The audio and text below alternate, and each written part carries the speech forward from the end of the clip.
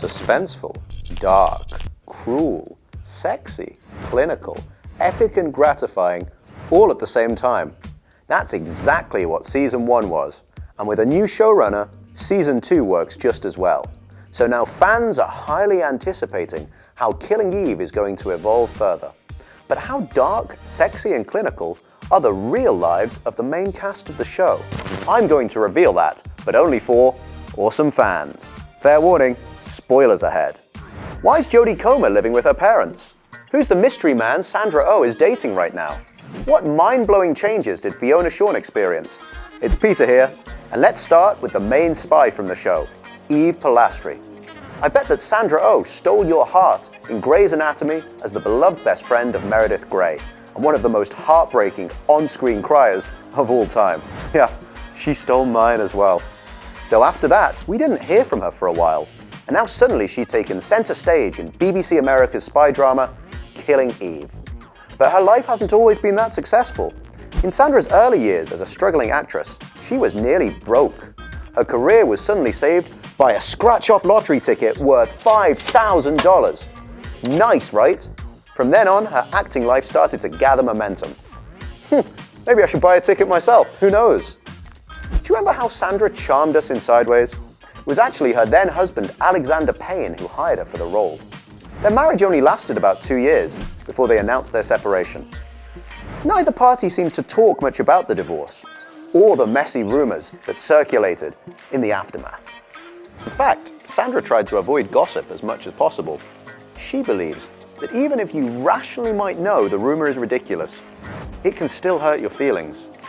It seems like gossip about her first marriage may have dissuaded her from wanting to share anything about her personal love life. Ever. Not even award ceremonies have given fans a glimpse at her dating history, since Sandra opted to bring her parents to 2 sequential Emmys. Still, it's pretty clear that today the actress is with photographer Lev Rookin. Lev is a Russian-born artist who made a name for himself on Instagram with his drive-by photography. Could Rookin be O's one true beau? So far, all signs point to yes. Let's move on to the magnificent Jodie Comer. Villanelle is so magnetic that it's hard not to root for her, despite her serial killer tendencies. Were you confused with all those languages that she spoke so fluently? Hablas español? Sí. Deutsche? Ja. Francois. In fact, Comer doesn't speak any languages at all, but learns them phonetically from the script and her coach.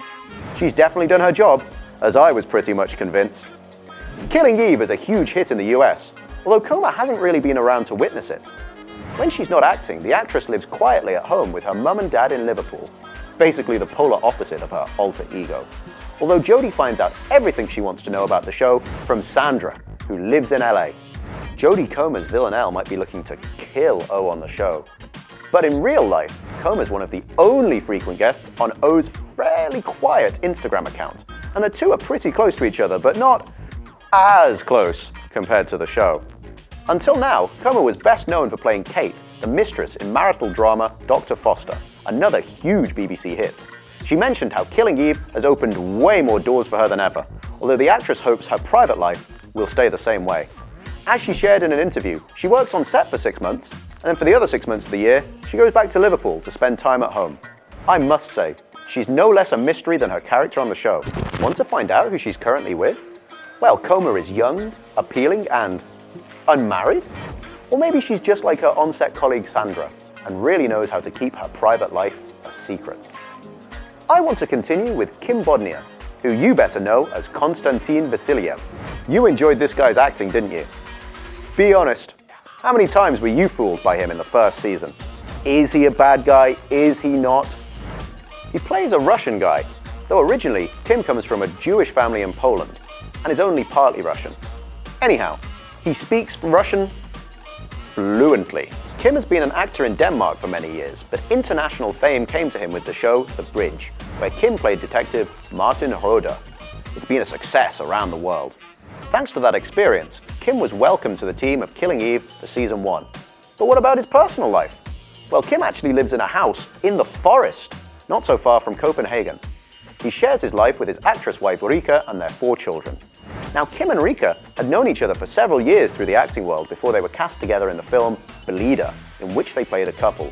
Just 2 days in, Kim made his move, and they've been together ever since. Let's continue with the incredible story of Fiona Shaw and Carolyn Martins. Believe me, you will be surprised. By the end of season 1, all Eve knows for certain is that Carolyn isn't as trustworthy as she initially appeared to be. But in real life, Fiona Shaw is more than reliable. Where have you seen her before? Well, Harry Potter fans might recognize Shaw as Aunt Petunia, and True Blood aficionados know her as Marnie Stonebrook. She also seems to have a penchant for playing intelligence agents. She plays one in the forthcoming Mrs. Wilson on PBS. It seems that Fiona was living happily with her husband, though both suspected something was amiss. After giving birth to 2 kids, she and her husband came to disclose that they are both gay. The marriage had become a medium to unleash their truer sexuality, as it helped them both to know and explore their real identities. Didn't I tell you you'd be surprised, eh? But coming out wasn't easy for Fiona, as she had a hard time conveying lessons about gender orientation to her 2 kids who were being raised by 2 queer parents. Fiona dated a couple of women, and then she found her true love, as she says. Now, after 60, Fiona Shaw finally leads the life she always wanted. Fiona is enjoying her domestic bliss with her wife, Sonali. And while the life Fiona and Sonali are building together sounds delightful, the actress's wife has an unbelievably tragic past. Sonali opened up about the death of her husband and their 2 sons and her parents, who were all killed in the 2004 tsunami in Indonesia. Sonali wrote a very strong memoir about it, and it deeply motivated Fiona, who read the story while performing on Broadway and decided that she just had to meet the author. That's how it all started, and both women finally found the life they'd been longing for. Fiona says, "I married, and that calms you down. I didn't really have a domestic life because I was always working, but I do have one now, which I love." And let's move on to the new member of the team that everybody adores. I'm talking about sex education star Edward Bluemel. Don't you love how his character sympathizes with Eva? Especially during that scene when the 2 almost kissed. Well, that was unexpected. Speaking about his character, Hugo, during an interview, Edward characterized him as a crafty guy, but quite a low-key crafty guy. He added that Hugo is very manipulative, and he's definitely got no moral compass. Currently, Bluemel shares a romantic relationship with his girlfriend, Sophie Meadows. He hasn't publicly talked about his lady love to the media, but his Instagram posts say a lot. He never hesitates to share cute pictures with his girlfriend every chance he gets. Now let's check out Owen, the man behind Eva's husband, Nico Polastri. In reality, Owen MacDonald has a much more common and intimate life. The Irishman is in a relationship with his better half, Jill, who works in corporate finance. Contrary to his character, Owen is the one who constantly travels far away from his partner most of the time because of his acting. So the show probably helps him see his relationship from his partner's point of view. Upon meeting Owen at the first script read-through, O immediately felt that their on-screen relationship would be believable and would serve as an important grounding force for her character. That's why Nico has been developed into a much deeper character than the writers planned in the first place. Anyway, what are your thoughts on the new characters and the story in Season 3? Share them with us in the comments below. This is Peter. Thanks for watching, and see you next time on OSSA.